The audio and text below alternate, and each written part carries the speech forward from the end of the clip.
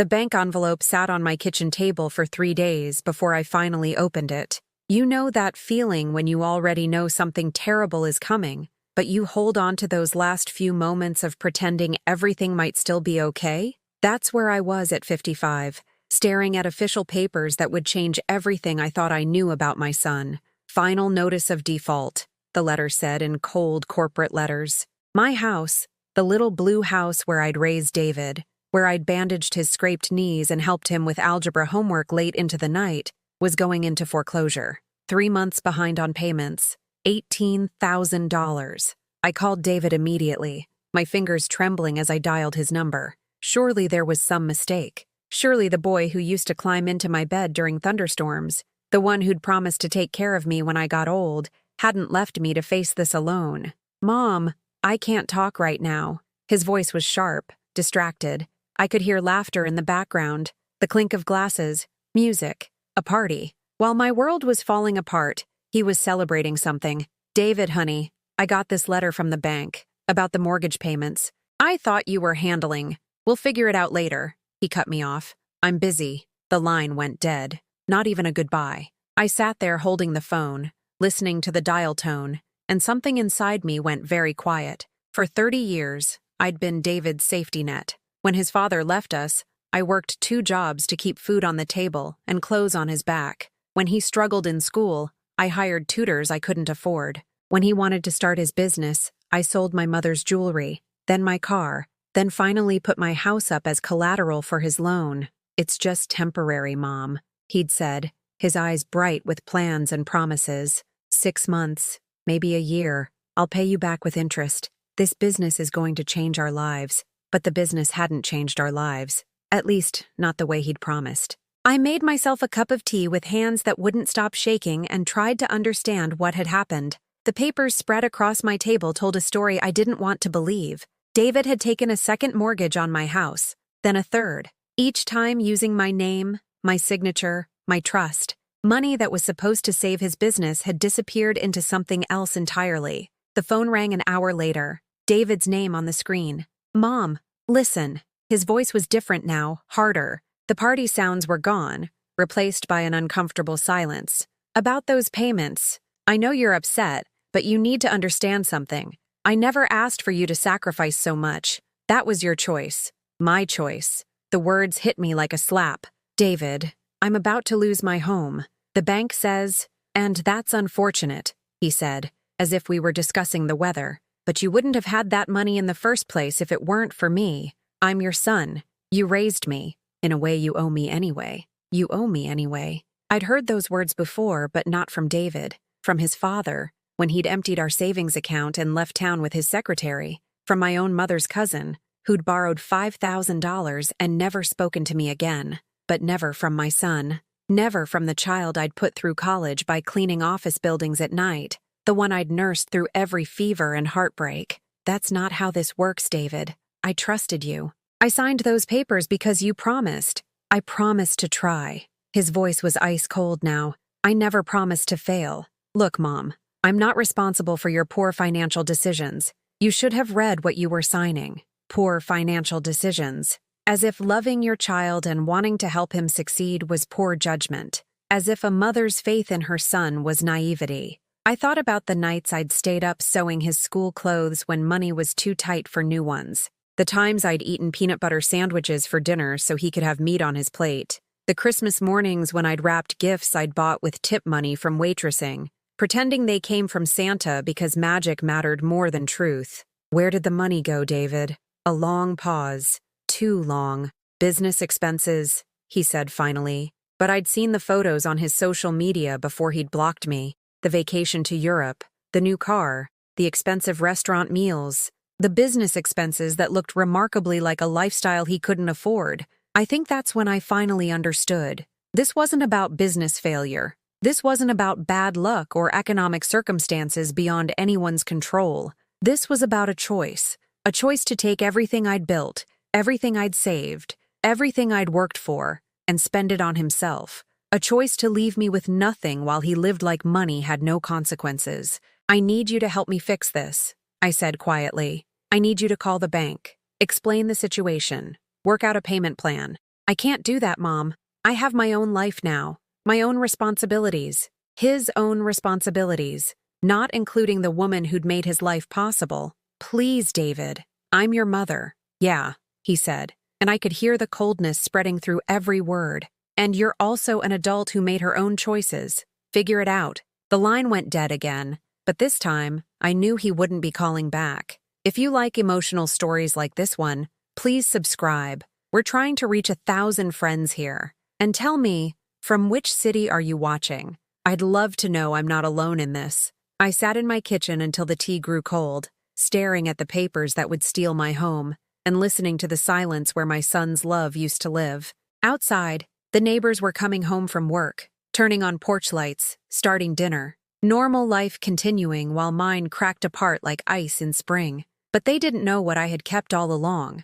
They didn't know about the woman I used to be, before I became just David's mother, before I forgot that I had value beyond what I could give away. That night, something changed. Not hope, not yet, but something deeper. Something that had been sleeping for 30 years was finally starting to wake up.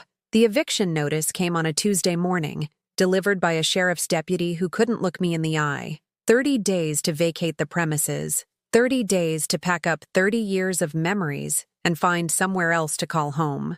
I tried calling David again. This time, a woman answered his phone. David's phone. This is Jessica. Her voice was young, confident, the kind of voice that belonged to someone who'd never had to worry about mortgage payments or eviction notices. Could I speak with David, please? This is his mother. A pause. Then, muffled conversation in the background. I heard David's voice saying something I couldn't quite make out, and Jessica's laugh in response. He's in a meeting right now? Can I take a message? A meeting. At 10 o'clock on a Tuesday morning, while his mother was losing her home. Could you tell him I called about the house situation? It's urgent. Sure thing. House situation. Got it. But her tone suggested she was already forgetting the message as she spoke it. 3 days passed without a return call. When I finally reached him directly, David sounded annoyed to hear from me. Mom, you can't keep calling like this. I told you I can't help with the house thing. The house thing. 28 years of mortgage payments, reduced to a thing that inconvenienced his schedule. David, I'm being evicted. In 3 weeks, I'll have nowhere to live. That's rough, he said, but he might as well have been commenting on the weather. Maybe you should look into senior housing? I heard there are some nice places that aren't too expensive. Senior housing. At 55. Because his poor planning had made me homeless, and apparently that was just my new reality to accept. I was hoping I could stay with you for a few weeks, just until I figure things out. The silence stretched so long I thought the call had dropped. That's not really possible, he said finally. Jessica and we're in a really good place right now. Having a third person in the apartment would be complicated. Complicated. His mother sleeping on a couch was complicated, but spending her life savings on European vacations had been simple. I helped you through college, David. I worked nights so you could study during the day. I gave you everything I had to help start your business. And I appreciate that, Mom. I really do. But that doesn't mean I owe you a place to live. You made those choices because you wanted to. No one forced you.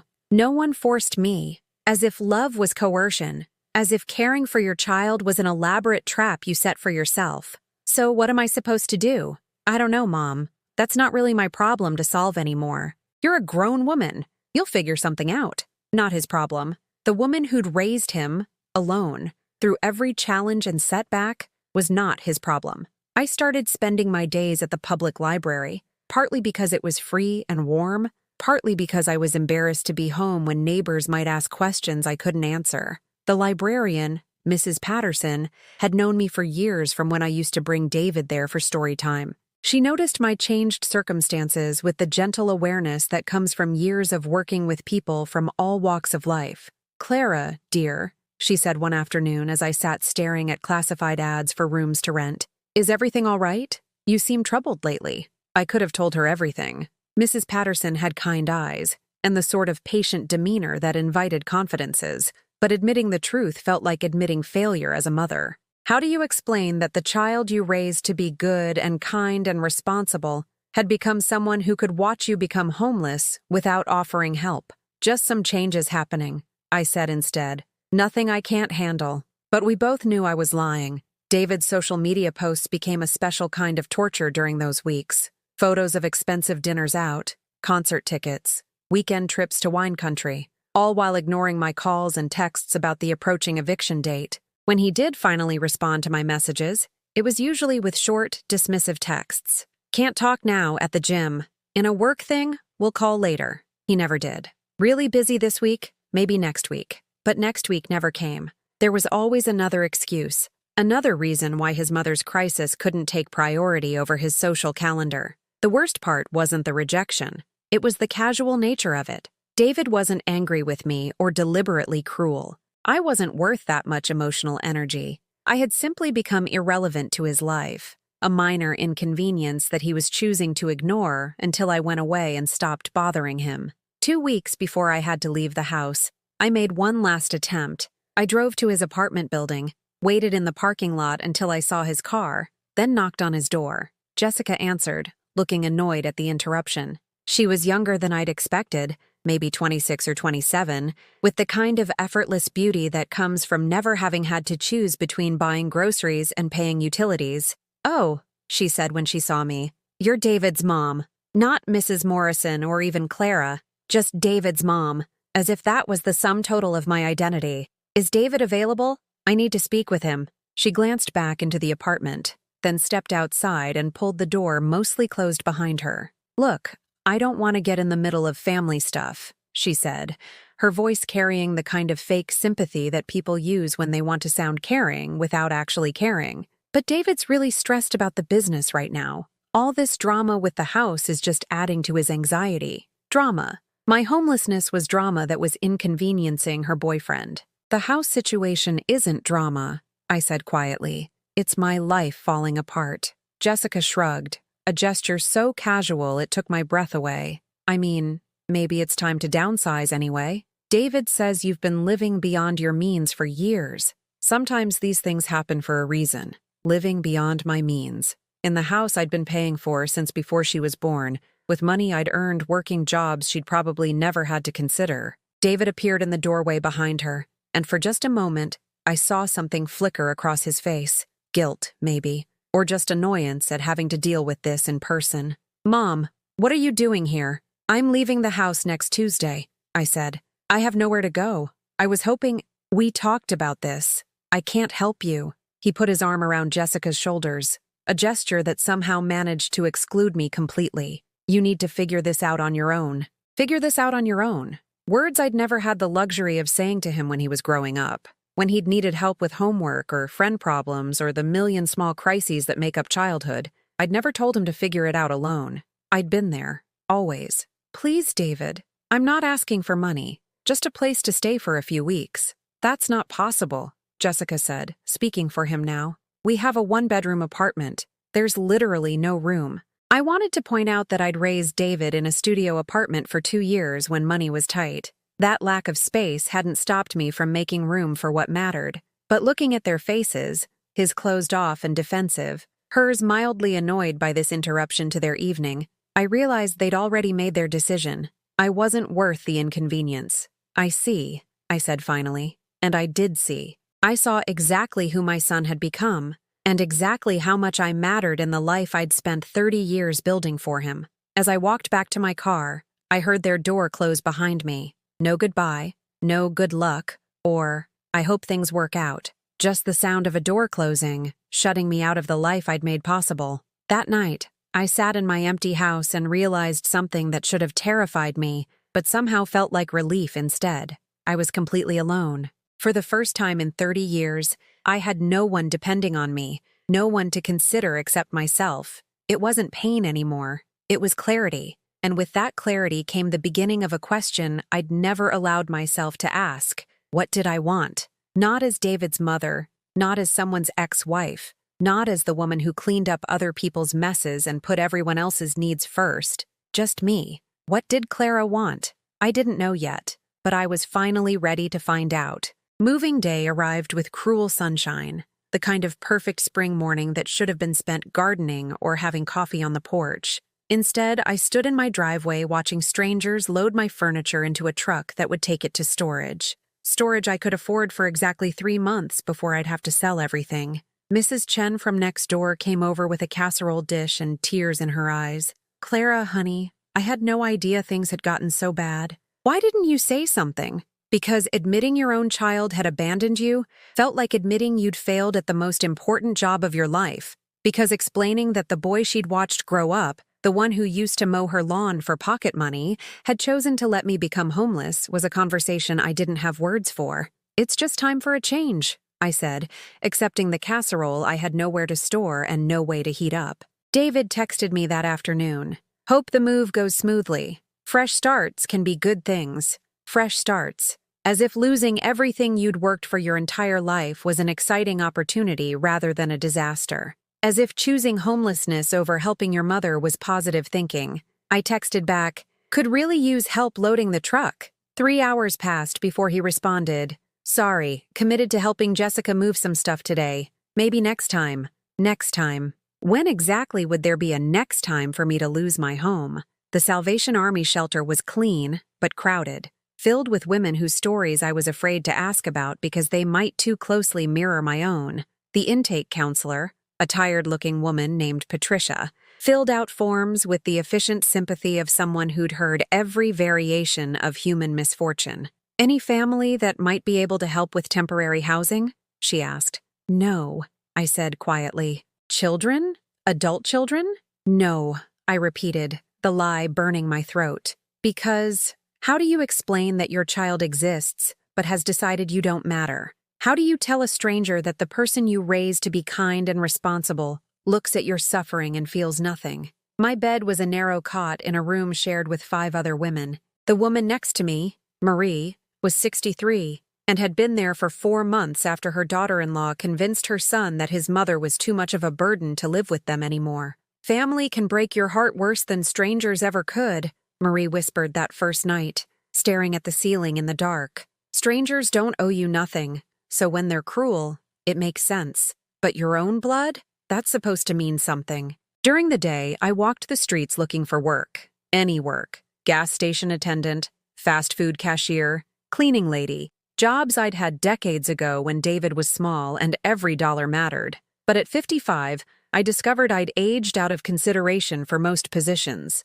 Employers wanted younger workers, people who could lift heavy boxes and stand for 8 hours without complaining about their backs. We'll keep your application on file, they all said, which translated to, please don't come back. 3 weeks into shelter life, I was walking downtown when I saw David and Jessica coming out of an expensive restaurant I'd walked past 100 times but never been able to afford. They were laughing about something, her hand on his arm, both of them glowing with the particular satisfaction that comes from a good meal and no financial worries. For a moment, I thought about crossing the street to avoid them, but something made me walk directly toward them instead. Maybe it was pride, maybe it was desperation, maybe I just needed him to see what his choices had cost me. David, I called out. He turned, and I watched his face go through a series of expressions: surprise, discomfort, and finally that forced smile people use when they're caught somewhere they'd rather not be.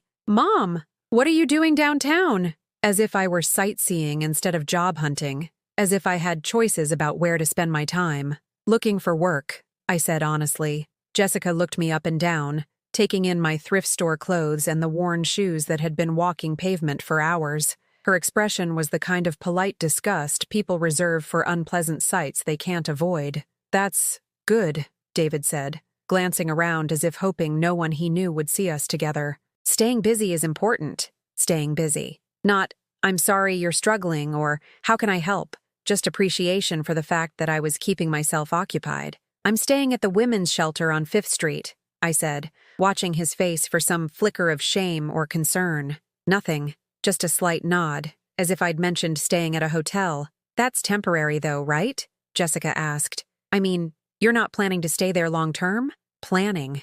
As if homelessness was a lifestyle choice I was considering rather than a circumstance I was trapped in. I hope not, I said. It depends on whether I can find work. Well, good luck with that, David said, already taking a step away. We should let you get back to your search. And that was it. No offer to help. No invitation to dinner, even though they'd just spent more on one meal than I had for food all week. No suggestion that we grab coffee and talk about solutions. Just good luck with that. As if my homelessness was a hobby he wasn't particularly interested in. It was nice seeing you, Mrs. Jessica paused, realizing she didn't know my last name. Morrison, I said. Clara Morrison. Right. Well, take care of yourself, Clara. Take care of yourself. The universal dismissal that means, your problems are not my problems. They walked away, and I stood there on the sidewalk watching them disappear around a corner, David's arm around Jessica's waist, both of them already moving on from the brief unpleasantness of encountering his homeless mother. That night, lying on my cot while Marie snored softly beside me and another woman cried quietly into her pillow, I finally allowed myself to feel the full weight of what had happened. Not just the lost house, or the empty bank account, or the uncertainty about tomorrow. The loss of the person I'd thought my son was, the death of the relationship I'd believed we had. For 30 years, I'd told myself that love was unconditional, that family meant something, that the sacrifices I'd made were investments in a bond that could weather any storm.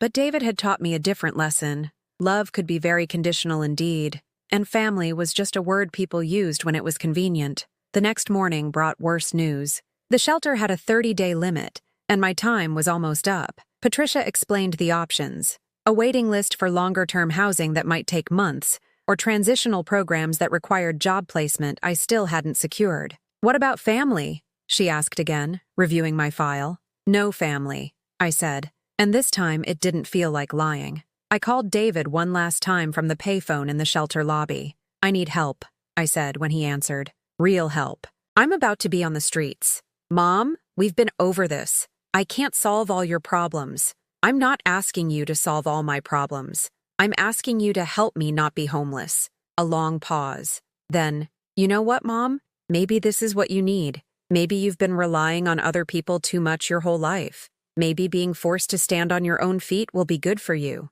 Good for me. My homelessness would be good for me because it would teach me independence. You don't mean that, I said, my voice barely a whisper. I do mean it. You raised me to be self-reliant, right? To solve my own problems? Well, now it's your turn. The cruelty was so casual, so matter-of-fact, that it took my breath away. This wasn't anger or frustration or even selfishness. This was indifference so complete that my suffering registered as nothing more than an inconvenience to his day. David, I love you, I said, because maybe those words still meant something. Maybe they could reach whatever part of him still remembered being my little boy. I love you too, Mom. That's why I know you're strong enough to handle this on your own. Love. He was calling this love. After I hung up, I sat in the shelter's common room and tried to understand how I'd raised someone capable of such coldness.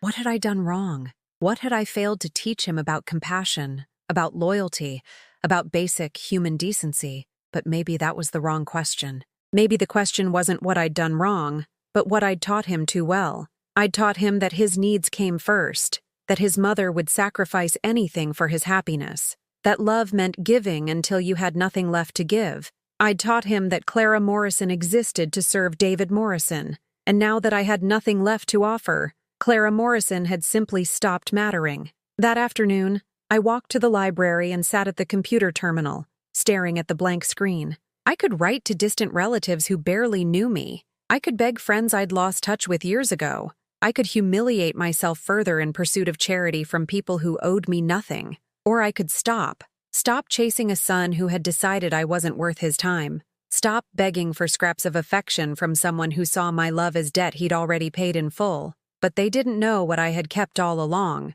hidden even from myself until desperation stripped away everything else. They didn't know about the woman I used to be, before I became David's mother and forgot I had any other identity worth claiming. For the first time in 30 years, I was nobody's anything. And maybe, just maybe, that meant I could finally become somebody again. The last day at the shelter, I packed my belongings into 2 garbage bags and a worn duffel bag, the sum total of 55 years of living. Marie had found a spot in a halfway house across town, and we exchanged phone numbers we both knew we'd probably never use. Some friendships are born from circumstance rather than choice, meaningful in the moment, but not built to survive beyond their original context. You take care of yourself, Clara, she said, hugging me with the fierce intensity of someone who understood that this might be goodbye forever. And don't let anybody tell you that you don't matter. I seen how you are with people. You got a good heart. A good heart. I wondered if that was enough to keep someone warm when they had nowhere to sleep.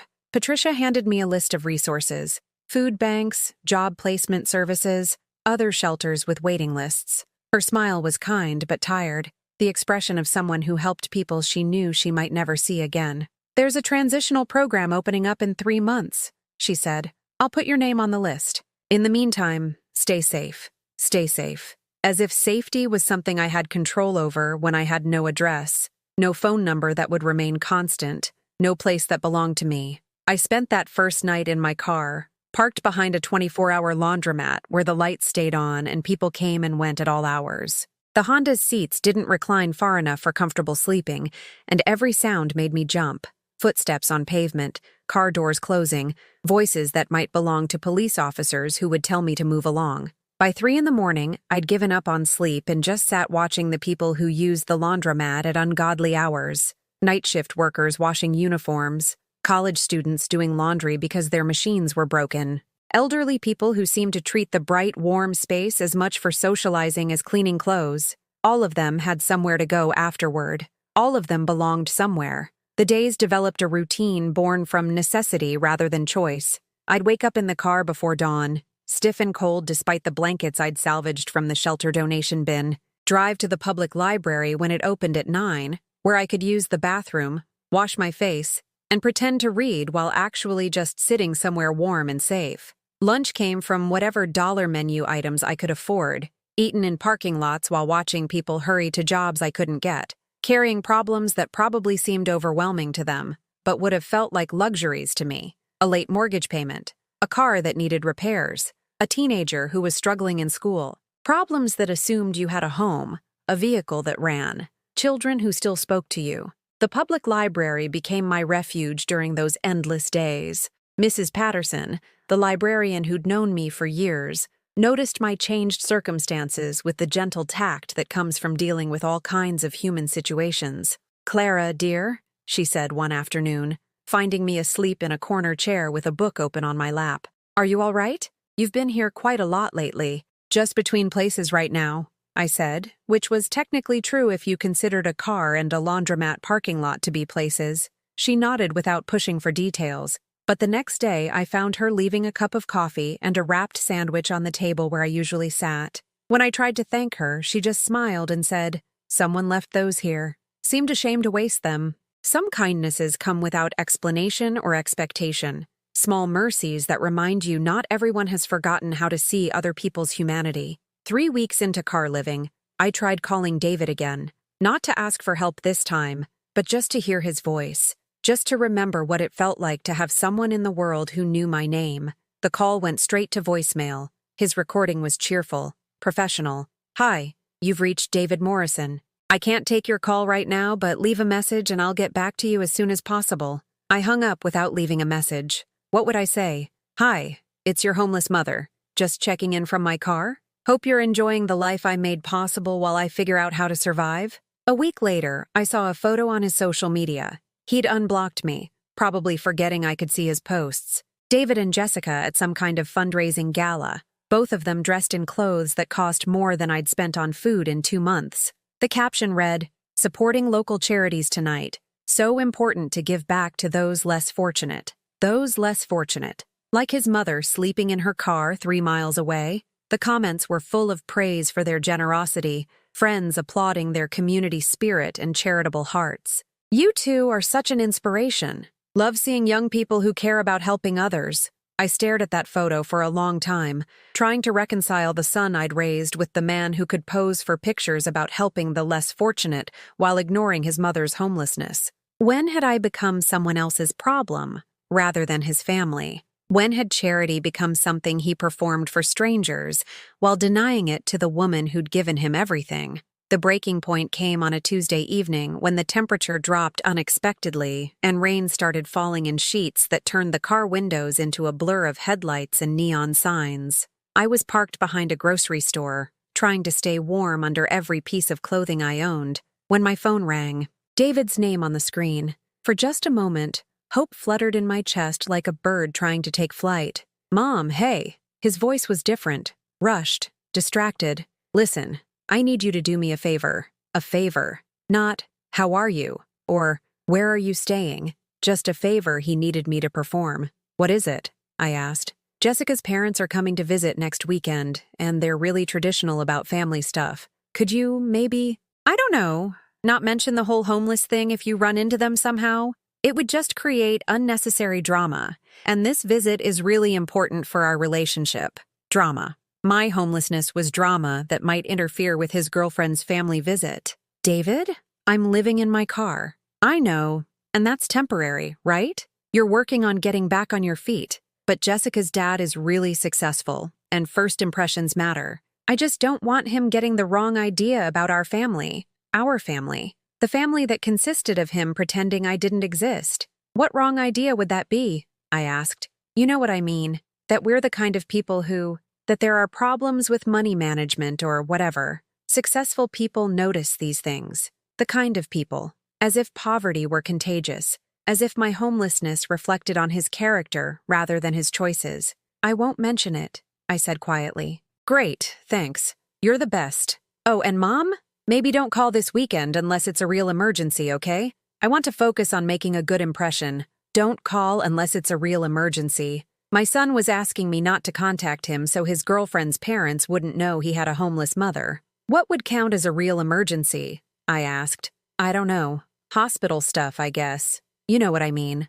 Hospital stuff. Only if I was dying would it be appropriate to interrupt his weekend of impression management. After he hung up, I sat in the car listening to rain pound on the roof and tried to remember the last time David had asked how I was doing. Not what I needed or what problems I had, but how I was feeling, how I was coping. Whether I was okay, I couldn't remember. The rain kept falling, and I kept sitting there, surrounded by garbage bags full of possessions that used to mean something when they had a home to live in, photo albums nobody looked at anymore, kitchen utensils for meals I couldn't cook, books I'd collected over decades of believing I'd have a permanent place to keep them. My phone sat silent in my lap, no missed calls, no text messages asking if I was safe in the storm. No one in the world wondering whether Clara Morrison was warm and dry and okay. That's when I finally understood what I'd been refusing to see. I had spent 30 years building a relationship that existed only in my imagination. David had never been the son I thought he was, any more than I'd ever been the mother he wanted. We'd been strangers living in the same house, strangers who shared DNA and a mortgage, and Sunday dinners that neither of us had enjoyed. The love I'd felt for him was real. But love, I was learning, didn't require reciprocity to exist. You could love someone who didn't love you back. You could sacrifice for someone who wouldn't sacrifice for you. You could build your entire identity around caring for someone who would walk away without a backward glance. But you couldn't make someone care about your suffering just because you'd spent 3 decades caring about theirs. The rain started to slow, and the grocery store's parking lot lights reflected in the puddles like fallen stars. Somewhere across town, David was probably having dinner with Jessica, making plans for the weekend when his mother would kindly not exist, so his girlfriend's parents could see what kind of successful, unencumbered man he was. I closed my eyes and tried to remember who I'd been before I became David's mother, before my identity became entirely wrapped up in someone else's needs and wants and dreams. There had been a Clara Morrison who existed independent of anyone else's opinion or approval, a woman with her own thoughts and desires and plans. But they didn't know what I had kept all along, hidden so deep even I had forgotten it was there. They didn't know about the person I used to be, the one who'd had dreams bigger than a grocery store checkout line and aspirations beyond making sure someone else's life worked out perfectly. Maybe it was time to remember her. Maybe it was time to stop being David's mother and figure out how to be Clara again. The memory came back to me on a Thursday morning while I was washing my face in the library restroom, catching my reflection in the fluorescent-lit mirror. For just a moment I saw her again, the 22-year-old woman who'd graduated summa cum laude with a degree in social work, who'd had plans to change the world one family at a time. Clara Hendricks, she'd been then, before marriage, before motherhood, before she'd learned to measure her worth entirely through other people's happiness. She'd wanted to work with at-risk youth, to be the adult who listened when teenagers had nowhere else to turn. She'd believed in the power of compassion to heal broken systems and damaged lives. What had happened to her dreams? When had helping one child, my own, become the only helping that mattered? That afternoon, I walked past the community center where I'd once volunteered, back when David was small and I'd thought I could balance motherhood with meaningful work. The building looked exactly the same: red brick, cheerful yellow trim, a sign advertising after-school programs and senior services. But I felt like a ghost staring at a life that had belonged to someone else. Mrs. Rodriguez, who'd run the teen mentorship program, was sweeping the front steps. She was older now, her black hair streaked with silver, but her smile was exactly as warm as I remembered. "Clara Morrison?" She leaned on her broom, studying my face. "My goodness, it's been years. How are you, dear?" The question caught me off guard. When was the last time someone had asked how I was and actually waited for an answer? "I've been better," I admitted, "going through some changes." "Life has a way of surprising us, doesn't it?" She gestured toward the building. "We're always looking for volunteers, you know, especially people with your background. These kids need adults who understand what they're going through." My background. It took me a moment to remember that I'd once had professional qualifications, skills that mattered beyond my ability to scan groceries efficiently. "I'm not really in a position to commit to anything right now," I said.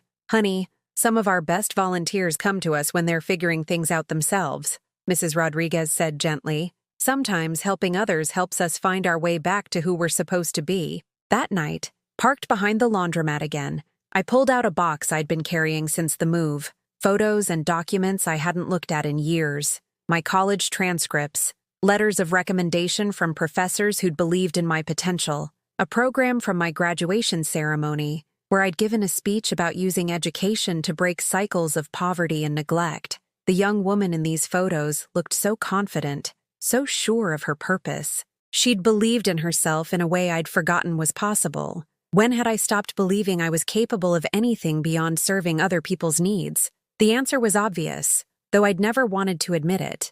I'd stopped believing in myself the day I decided that being a good mother meant disappearing as an individual. I'd thought love required complete self-sacrifice, that putting David's needs before my own was evidence of my devotion rather than a slow form of suicide. But sitting there in my car, surrounded by the remains of a life that had never really belonged to me, I began to understand something I'd been too afraid to see. I'd taught David to devalue me by devaluing myself first. I'd shown him that Clara Morrison's dreams didn't matter, that her education was less important than his comfort, that her future was expendable as long as his remained secure. How could I blame him for believing what I'd spent 30 years demonstrating? The next morning, I did something I hadn't done in decades. I called in sick to a job interview I'd scheduled, a position at another grocery store that would have paid minimum wage and required me to stand for 8 hours scanning other people's purchases while slowly dying inside. Instead, I drove to the community college where I'd once taught a parenting class as a volunteer instructor. The campus had expanded since my last visit, new buildings sprouting between familiar ones, but the administrative offices were exactly where I remembered them. "I'd like to inquire about returning to school," I told the admissions counselor, a young woman whose enthusiasm reminded me of myself at that age. "I have a bachelor's degree in social work, but it's been inactive for many years." "That's wonderful," she said, pulling up information on her computer. "Are you looking at continuing education, professional development? We have several programs for people re-entering the workforce." Re-entering. The phrase made it sound like a choice rather than a desperate scramble for survival. But maybe that's what I needed, to frame this as choosing a direction rather than running from disaster. "What would it take to get licensed as a counselor?" I asked. The requirements were substantial, but not impossible. Additional coursework, supervised practice hours, state licensing examinations. It would take time and money I didn't have, but it would also give me something I'd been missing for 30 years, a purpose that belonged to me. "We have financial aid programs for students in transition," the counselor explained, handing me a stack of forms. "And many of our students work while they're completing their studies. It's challenging, but people do it all the time. People do it all the time. Women who'd lost everything and decided to build something new. Women who'd spent years being everything to everyone else and were finally ready to be something for themselves. That afternoon, I sat in the library filling out financial aid applications and felt something I'd almost forgotten existed, excitement about my own future. Not anxiety about someone else's needs, or worry about whether I was doing enough for other people, but genuine anticipation about what I might accomplish if I stopped limiting myself to other people's definitions of my worth. My phone buzzed with a text from David. "Hey, forgot to ask. Do you still have my birth certificate? Jessica needs it for some insurance thing." Even now, even when I was homeless and he hadn't spoken to me in weeks, his only contact was to ask me to provide something he needed. No inquiry about my welfare, no acknowledgement that I might have problems of my own, just an assumption that I existed to solve his administrative inconveniences. For the first time in 30 years, I didn't immediately respond. I stared at the message for a long time, recognizing it as one of hundreds of similar interactions we'd had over the years. David presenting needs, me scrambling to meet them, David assuming my availability, me reorganizing my life around his schedule, David taking my service for granted, me interpreting his indifference as love. "I don't have access to those documents right now," I finally texted back. "You'll need to get a copy from the county clerk's office." His response came immediately. "Can't you just get it for me? It's easier if you do it since you have all the info." Easier for him. Always easier for him if I handled whatever needed handling, whether or not it was convenient or possible for me. "No," I wrote back. "I can't." The word felt revolutionary. One syllable that reclaimed a piece of myself I'd given away so gradually I'd never noticed it was gone. He didn't respond, and I found I didn't care whether he was angry or confused or inconvenienced by my refusal. For the first time in his adult life, David Morrison would have to solve his own problem, and I would have to live with the consequences of putting my own needs first. It felt terrifying and liberating in equal measure. That evening, I called Mrs. Rodriguez and asked if her offer of volunteer work was still open. "Of course," she said, her voice warm with surprised pleasure. "When can you start?" "Tomorrow," I said, and realized I meant it. Walking into the community center the next morning felt like coming home to a self I'd abandoned years ago. The teenagers in the after-school program reminded me why I'd wanted to do this work in the first place. Kids who needed someone to listen without judgment, to believe in their potential when they couldn't believe in themselves. "Miss Clara," one of them said after I'd introduced myself, "how come you're working here? Don't you got kids of your own to worry about?" I used to think that was enough, I told her honestly, but it turns out I have more to give than I realized. More to give and more to receive. Working with these kids reminded me that I had skills, insights, and experiences that mattered to someone besides myself. I wasn't just David's mother or Ryan's ex-wife or a homeless woman sleeping in her car. I was someone who could help a 15-year-old girl figure out how to apply for college scholarships. Someone who could listen to a boy talk about his father's drinking problem and offer resources instead of platitudes. Someone who mattered because of who she was, not because of what she could provide. Walking back to my car that night, I passed a shop window and caught my reflection again. But this time, I didn't see a victim or a failure, or a woman whose life had fallen apart beyond repair. I saw Clara Hendricks Morrison, who'd survived abandonment and betrayal and loss, who'd hit bottom, and decided to climb back up instead of staying there. It wasn't pain anymore. It was clarity. And with that clarity came something I'd thought I'd lost forever. Hope for my own future, independent of anyone else's approval or participation. For 30 years, I'd measured my worth through David's achievements and happiness. But David was going to live his life with or without my involvement, and I was finally ready to live mine. The woman who'd dreamed of changing the world was still inside me, it turned out. She'd just been waiting for permission to exist again. 3 months into my volunteer work at the community center, something unexpected happened. Mrs. Rodriguez approached me after a particularly difficult session with a 17-year-old whose mother had kicked him out for being gay. "Clara, I have a proposition for you," she said, settling into the chair across from my desk in the small office we shared. "The county is looking for a part-time family crisis counselor. It's not much money to start, but it comes with benefits. Health insurance, housing assistance programs for employees. Are you interested? A job. Not just any job, but work that mattered. Work that used skills I'd forgotten I possessed." The irony wasn't lost on me. I'd spent 30 years trying to fix my own family and failing completely, but apparently I was good at helping other people navigate their crises. "I'd need to complete my certification," I said, trying not to let hope creep too obviously into my voice. "They're willing to hire you as a trainee and pay for your coursework. You'd start immediately, working under supervision while you get your credentials. That night, I sat in my car with the job application, filling it out by the light of a street lamp. Employment history, references, emergency contacts. For the first time in months, I had answers to all those questions that didn't make me feel like a failure. The interview was scheduled for the following Wednesday. I spent the weekend at the Salvation Army thrift store, using money I'd saved from my small volunteer stipend to buy clothes that made me look like someone who belonged in an office. A navy blue blazer that was only slightly worn, black pants that fit well enough, shoes that were comfortable for walking but professional enough for sitting across from people who needed help. Getting ready in the library restroom that morning felt like preparing for battle, not the angry, destructive kind, but the quiet fight for dignity that women like me wage every day in small, invisible ways.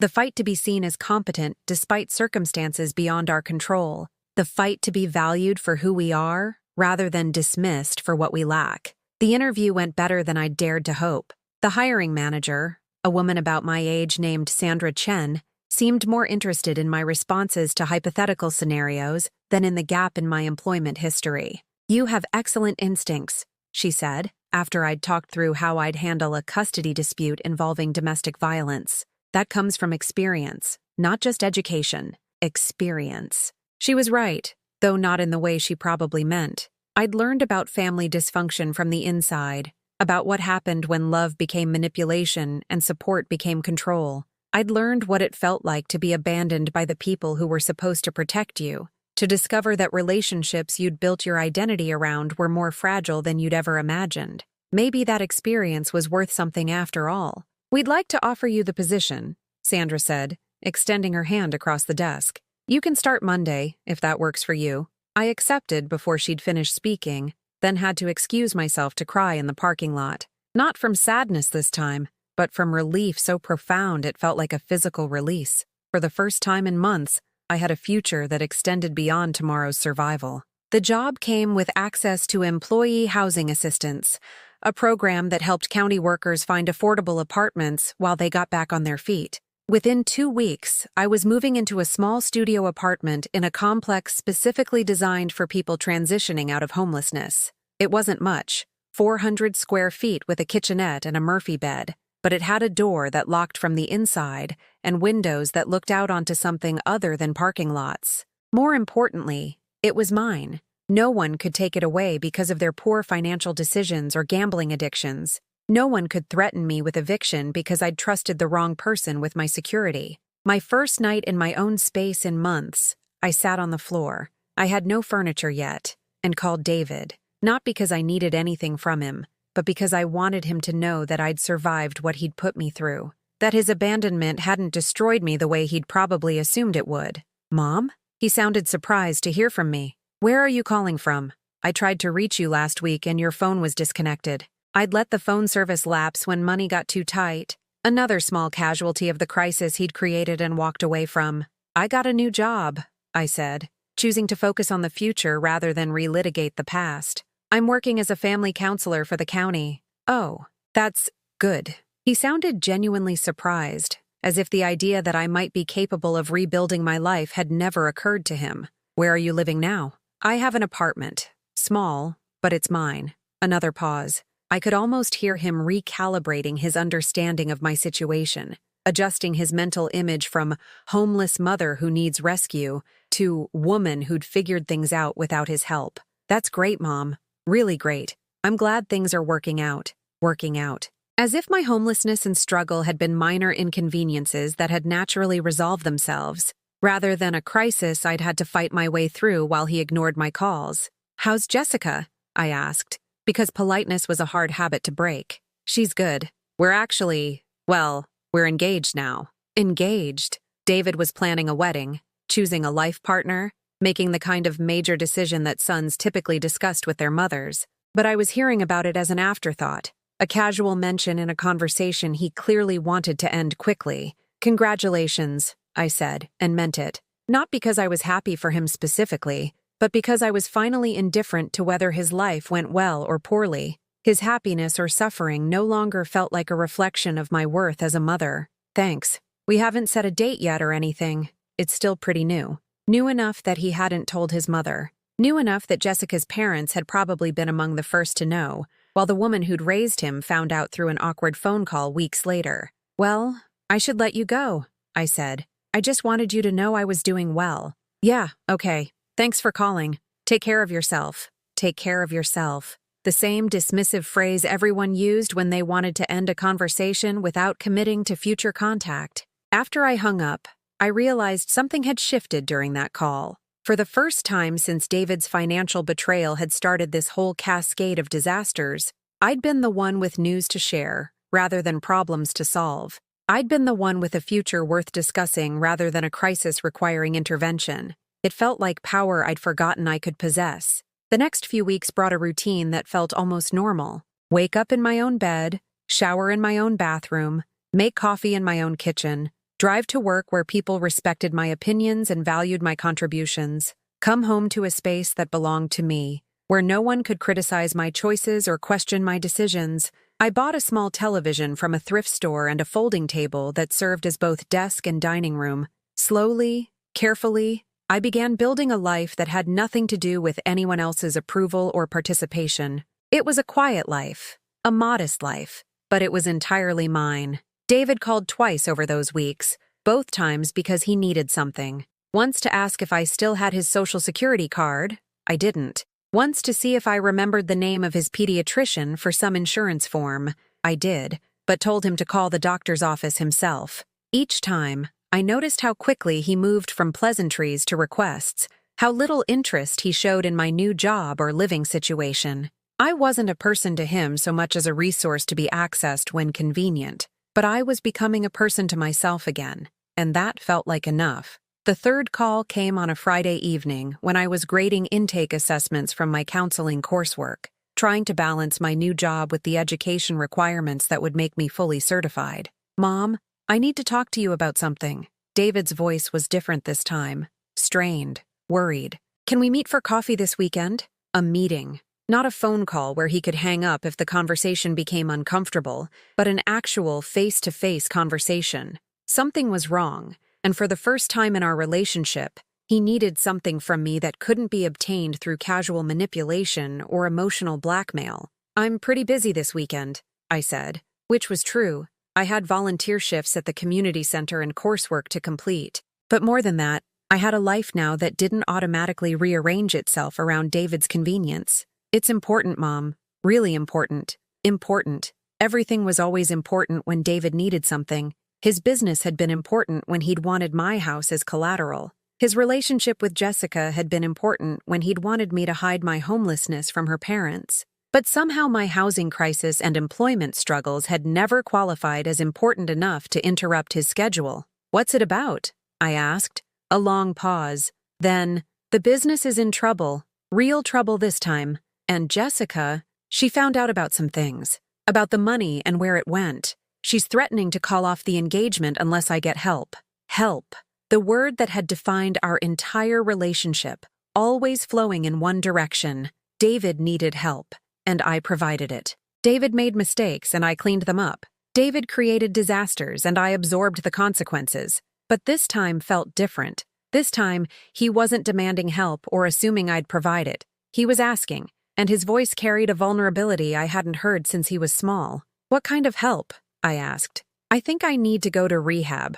For the gambling. Jessica says she won't marry someone who can't admit he has a problem." Gambling. Finally, the truth I'd suspected, but he'd never been willing to name. My house, my savings, my security, all of it had been fed into slot machines and poker tables, and whatever other ways he'd found to chase the fantasy that easy money could solve the problems created by easy money. "That sounds like something you should discuss with a professional," I said carefully. "Someone who specializes in addiction counseling." I was hoping. "I mean, you're in that field now, right? Maybe you could help me find someone. Someone good. Someone who understands that this isn't just about money, it's about everything else. Everything else." The phrase hung in the air between us, heavy with implications neither of us was ready to name directly. Everything else included the relationship we'd destroyed, the trust he'd betrayed, the mother he'd abandoned when she'd needed him most. But they didn't know what I had kept all along,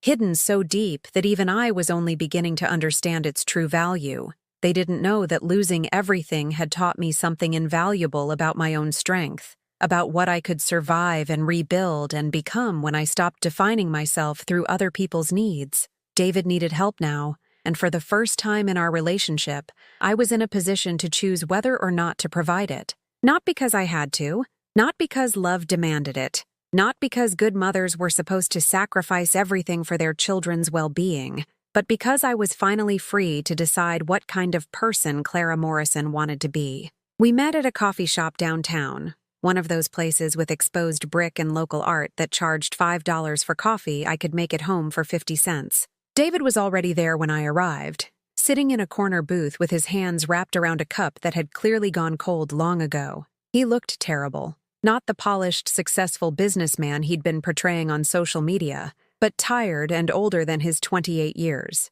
His hair needed cutting, his shirt was wrinkled, and there were dark circles under his eyes that spoke of sleepless nights and consequences finally catching up with him. "Mom," he said, standing to hug me as if we were the kind of family who hugged naturally, as if months of ignoring my homelessness hadn't created a canyon between us that casual affection couldn't bridge. I sat down across from him and ordered black coffee from the barista who'd been hovering nearby. No expensive drinks, no pastries, nothing that would suggest this was a social occasion rather than a business meeting between two adults discussing serious matters. "You look good," David said, taking in my work clothes and the confidence that came from sleeping in my own bed and earning my own money. "Really good. This new job is working out?" Small talk. Even now, facing a crisis that threatened his engagement and future, he was making small talk instead of addressing the reason we were here. "The job is fine," I said. "You mentioned you needed to discuss something important." He flinched slightly at my directness, probably expecting the maternal warmth and endless patience he'd taken for granted his entire life. But that version of me had died somewhere between sleeping in my car and rebuilding my self-respect one small decision at a time. "Right. Yes." He took a shaky breath. "I've been thinking a lot about what happened, with the house and everything, how things got so messed up. Messed up. As if my homelessness had been a minor administrative error, rather than a deliberate betrayal that had nearly destroyed me. I know I made some mistakes," he continued, his eyes focused on the table rather than my face. "Some big mistakes, and I know you paid the price for my poor choices. Some mistakes, poor choices." Even now, he couldn't bring himself to name what he'd actually done. Couldn't say "I stole your house," or "I abandoned you when you needed help," or "I chose my comfort over your survival." "What exactly are you asking me for, David?" "I need help finding a rehab program, a good one. Jessica says she won't marry me unless I get treatment for the gambling, and she's right. I can't keep doing this. I can't keep hurting people I care about, people he cared about." Finally, an acknowledgement that his actions had consequences for others, though it had taken the threat of losing his girlfriend to make him see it. "There are resources available," I said, pulling out my phone to scroll through the contacts I'd accumulated in my new job. "I can give you some names: treatment centers, support groups, financial counselors who work with people recovering from gambling addiction." Relief flooded his face. "Thank you. I knew you'd help. You always help. You always help." The assumption that had defined our relationship, that no matter how he treated me, I would always be available to solve his problems and absorb his consequences. "I'm giving you the information because it's part of my job," I said quietly. "I help families in crisis. That's what I do professionally now." The distinction landed like a small slap. I wasn't helping him because I was his mother, and mothers helped automatically. I was helping him because I was a trained professional who provided services to people who needed them. "Of course," he said quickly. "I understand. I appreciate your professional expertise." Professional expertise. Funny how he'd never valued my expertise when it came without a degree and a title, when it was just a mother's wisdom earned through decades of experience. I wrote down 3 names and phone numbers on a napkin and slid it across the table. "These are all reputable programs. You'll need to call them yourself to discuss admission requirements and insurance coverage." He picked up the napkin like it was a lifeline, which I supposed it was. "There's something else," he said, still not meeting my eyes. "Jessica wants me to make amends to the people I've hurt with my addiction. She says it's part of recovery. Amends. The 12-step word for acknowledging the damage you've caused and trying to repair it. But repair required more than acknowledgement. It required genuine change and, where possible, restitution. That's between you and your sponsor, I said, when you get one. I was thinking, maybe I could start with you. I know what I did was wrong. Taking out those mortgages without really explaining what I was doing, leaving you to deal with the consequences when the business failed. I know that hurt you. Hurt me. As if emotional pain was the worst of what he'd inflicted. As if homelessness and financial ruin were feelings rather than material realities that had nearly destroyed my life. David, I said, leaning forward slightly so he'd be forced to look at me. Do you understand what actually happened? Not to your feelings or your conscience, but to my life? He shifted uncomfortably in his chair. I know things got difficult for you. I lost my home. I slept in my car for weeks. I ate one meal a day because I couldn't afford more. I was evicted, David. From the house I'd been paying for since before you were born. Each word landed with increasing weight, forcing him to confront the specific reality of what his choices had cost me, rather than hiding behind vague acknowledgments of difficulty. I know, he whispered. I know it was bad. And when I asked for help, not money, just a place to stay temporarily, you told me it would be good for me to learn independence. His face crumpled. I was scared. I didn't know how to fix what I'd done. So I convinced myself that you'd be okay, that you were stronger than you looked. Scared. The emotion that had driven all of his cruelty, all of his indifference. Not malice, just cowardice. The inability to face what he'd done, so he'd chosen to believe it wasn't that serious. You weren't wrong about my strength, I said. I am stronger than I looked. Stronger than either of us knew, but that doesn't excuse what you did to test that strength. I want to make it right, he said urgently. However I can. If you need money, I don't need money. The words came out sharper than I'd intended, but they needed to be said clearly. I don't need rescue or charity or guilt money from someone who couldn't be bothered to help when I actually needed it. He stared at me as if I'd spoken in a foreign language. In his world, money solved problems. Money was how men like him demonstrated care and assumed responsibility. The idea that his mother might not want his financial assistance seemed to genuinely confuse him. Then what can I do? How can I fix this? You can't fix this, David. What's done is done. You can't unabandon someone. You can't retroactively provide help that would have prevented months of suffering. You can change how you behave going forward, but you can't repair the past. The silence stretched between us, filled with the weight of truths neither of us had been ready to speak before this moment. I love you, he said finally, his voice breaking. I know I didn't show it, but I do love you. Love, the word he'd used to justify his neglect, his absence, his casual cruelty, the emotion that was supposed to excuse everything because it existed somewhere beneath the actions that contradicted it. I believe you, I said, and realized I meant it. But love isn't enough, David. Love without respect is just sentiment. Love without action is just words. Love without sacrifice is just selfishness wearing a prettier name. His face went very still, processing what I'd said. I spent 30 years loving you without expecting anything in return, I continued. I thought that was noble, maternal, but I was wrong. I taught you that love was something you received rather than something you reciprocated. I taught you that mothers existed to give and sons existed to take. I never thought you did think that. Because that's exactly how our relationship worked. You needed, I provided. You struggled, I sacrificed. You succeeded, I celebrated. But when I needed something, anything, you had already learned that my role was to manage my own problems while continuing to support yours. The words were coming faster now, 30 years of unspoken understanding finally finding voice. So yes, you love me. But you love me the way a child loves a favorite toy. Something that brings you comfort and serves your needs, but doesn't require consideration of its own wants or feelings or future. David's hands were shaking now, the coffee cup rattling against the table as he set it down. What do you want from me? He asked, his voice barely above a whisper. What would make this right? Nothing, I said simply. There's nothing you can do to make this right because I don't need you to make it right.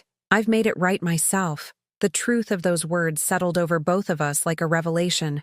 I had survived his betrayal, his abandonment, his indifference. I had rebuilt my life without his help or approval. I had discovered strength and purpose and value that existed independent of my relationship to him. I don't need your amends, David. I don't need your apology. or your money, or your delayed recognition of what you put me through. I needed those things 6 months ago, but I don't need them anymore." He stared at me with the dawning understanding that his mother, the woman who'd always been available for rescue and redemption, who'd always offered forgiveness and second chances, was no longer interested in playing that role. "What I need now," I continued, "is for you to understand that I'm not your emergency contact anymore. I'm not your backup plan or your safety net. I'm not the person you call when your life falls apart or you need someone to solve your problems. But you're my mother, yes, and you're my son. But that doesn't make us responsible for each other's happiness or obligated to absorb each other's consequences. We're both adults now, David. Act like one." I stood up, leaving money for my coffee on the table. "Get the help you need. Fix your relationship with Jessica if that's what you want. Build a life you can be proud of. But do it because you want to be better, not because you want to ease your guilt about how you treated me." As I walked away, I heard him call my name, but I didn't turn around. Some conversations are complete even when they don't end with resolution or reconciliation. Some truths, once spoken, don't require further discussion. Outside, the afternoon sun felt warm on my face, and I realized I was smiling, not because I'd hurt him, his pain gave me no pleasure, but because I had finally spoken the words I'd been carrying for 30 years, because I had finally chosen my own dignity over his comfort, because I had finally remembered that Clara Morrison was worth more than what she could give away. 6 months later, I was sitting in my office reviewing case files when Sandra knocked on my door. "Clara, there's someone here to see you. Says he's your son." I looked up from the family assessment I'd been completing, surprised but not particularly concerned. David and I hadn't spoken since our coffee shop conversation, and I'd been perfectly content with that silence. Whatever he needed now, it wasn't my emergency to solve. "Send him in," I said, closing the file and straightening my desk. Not because I was nervous, but because I'd learned the value of maintaining professional boundaries even in personal situations. David entered looking better than he had 6 months ago, clean, well-groomed, wearing clothes that suggested he'd gotten his financial situation under some kind of control, but there was something different in his posture, a humility that hadn't been there before. "Mom," he said, sitting in the chair across from my desk without invitation. "Thank you for seeing me. You have 5 minutes," I said, glancing at the clock. "I have another appointment at 3. It wasn't entirely true. My 3 o'clock had canceled, but establishing boundaries had become a practice I maintained even when they weren't strictly necessary. "I wanted you to know that I've been in treatment. 4 months now. Residential program first, then outpatient counseling and Gamblers Anonymous meetings 3 times a week." I nodded politely, the way I would acknowledge any client sharing progress on their recovery goals. "Jessica and I postponed the wedding. She wanted me to focus on getting healthy without the pressure of planning a major event. We're taking things slowly."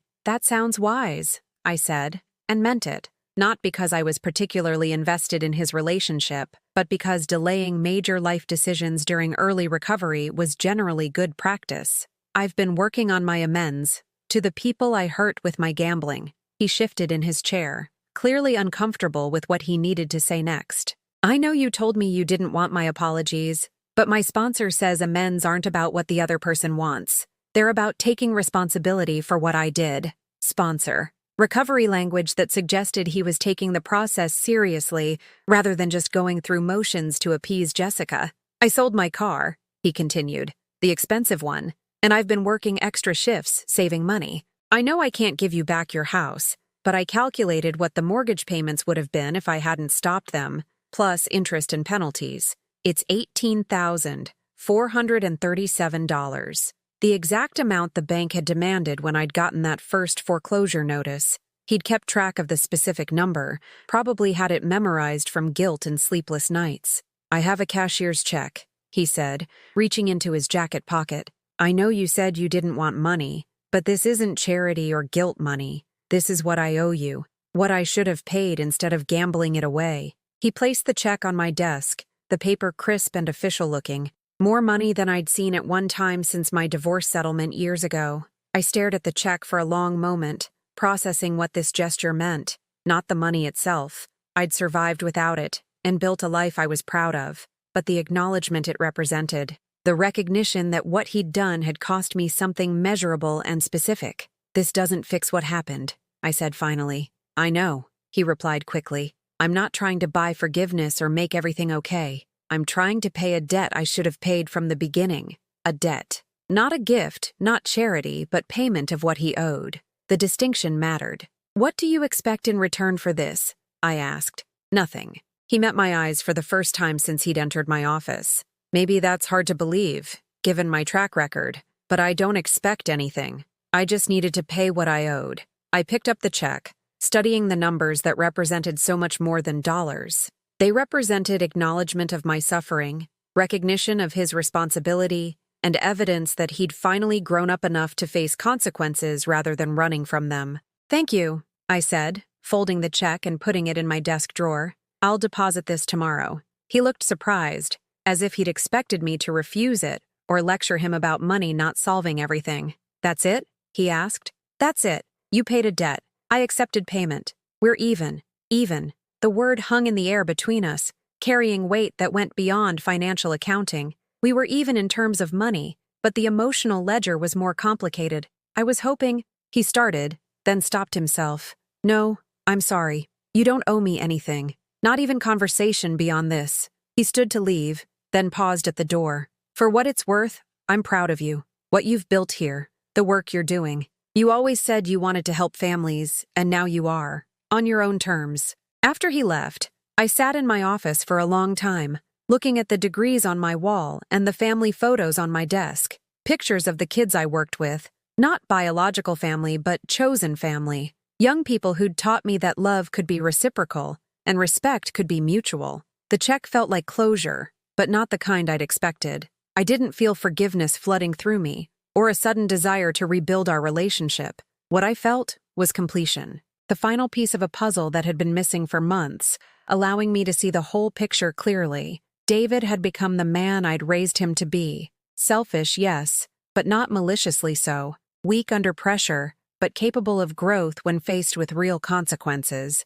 Able to love, but needing to learn how to express that love through actions rather than words. And I had become the woman I'd always had the potential to be. Strong enough to survive abandonment, wise enough to rebuild from scratch, secure enough in my own worth to stop seeking validation from people who couldn't provide it. That evening, I called Mrs. Rodriguez to tell her I'd be taking some vacation time. "Anything special planned?" she asked. "I'm buying a house," I said, surprised by how good the word sounded. "Nothing fancy, just a small place that's mine. A house. Not an apartment or a rental, but property that would belong to me. A place where I could paint the walls whatever color I wanted, plant a garden, hang pictures without asking permission." The house I found was a tiny bungalow in an older neighborhood, 2 bedrooms and 1 bathroom with hardwood floors and a kitchen that needed updating. It had good bones and a fenced backyard where I could grow tomatoes and herbs, maybe get a dog if I decided I wanted company. The mortgage application process was straightforward.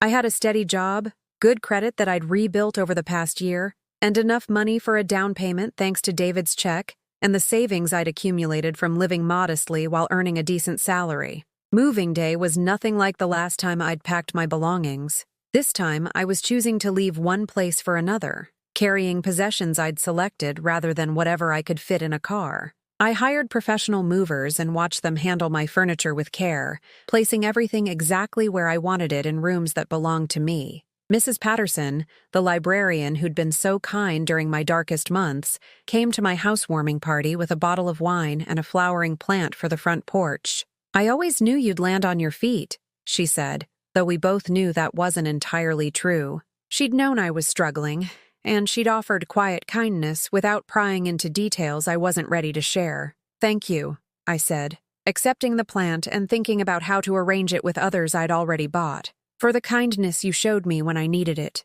"We all need kindness sometimes," she replied. "The lucky ones get it when they ask for it. The wise ones learn to give it when they can." 6 months after the housewarming party, I got another unexpected visitor at work. Sandra knocked on my door with an expression that suggested good news. "The state licensing board approved your application," she said, handing me an official envelope. "You're now a fully certified family counselor. Congratulations." Certified. The word that represented 2 years of coursework, supervised practice hours, and examinations that had tested everything I'd learned about helping families in crisis. But more than that, it represented recognition that my experience, including the painful experience of family betrayal and recovery, had value in helping others navigate similar challenges. There's something else, Sandra continued. We've been awarded a grant to expand our services. I'd like to offer you a promotion: senior counselor, supervising new staff, developing programs for families affected by addiction. A promotion. Not because someone felt sorry for me or wanted to give me charity, but because I'd earned it through competence and dedication. That night, I sat on my front porch with a cup of tea and called David. Not because I missed him or wanted to rebuild our relationship, but because good news felt better when shared, even with someone whose approval I no longer needed. Mom? He sounded surprised but pleased to hear from me. Is everything okay? Everything's fine, I said. I got a promotion today, and I wanted you to know that I used your payment as a down payment on a house. That's wonderful, he said, and he sounded genuinely happy. I'm glad something good came from what I owed you. How are you doing? I asked, because politeness was easier than silence and I was curious about his progress. Good, really good. Jessica and I set a wedding date. Small ceremony, nothing fancy, and I've been promoted at work. They liked that I was taking responsibility for my problems instead of hiding from them. Taking responsibility, the phrase that had defined his recovery and, indirectly, my own. I'm happy for you, I said, and realized I meant it. We talked for a few more minutes about practical things. His treatment program, my work, the weather, safe topics that didn't require us to revisit painful history or make promises about future contact. When I hung up, I realized something had shifted again. Not forgiveness, exactly, and certainly not a return to our old relationship, but something like peace. The knowledge that we'd both survived our worst selves and become better people in the process. The streetlights came on as I sat there, illuminating a neighborhood full of people living their own complicated lives behind windows that glowed with warm yellow light. Families dealing with their own struggles and successes, their own versions of love and disappointment and hope. I was part of that community now, not as someone's mother or daughter or ex-wife, but as Clara Morrison, who owned her own home and did work that mattered and had learned to value herself as much as she'd once valued others. My phone buzzed with a text from David. Thank you for taking my call, and for everything else. You taught me what strength looks like. I read the message twice, then deleted it. Not because I was angry, but because I didn't need to keep evidence of his gratitude. His thanks, like his payment, was something I could accept and then let go of. Sometimes silence is the loudest truth, but sometimes the truth is simpler than silence. Sometimes the truth is just a woman sitting on her own front porch, drinking tea and watching the world go by, finally at peace with exactly who she is and what she's built. I had lost everything and found myself. I had been abandoned and learned independence. I had been betrayed and discovered my own strength. The boy I'd raised had grown into a man who could finally see me as a person rather than a resource. And the woman who'd lost herself in motherhood had remembered how to exist as more than someone else's caretaker. It was late, but it was complete. And sometimes, complete is enough.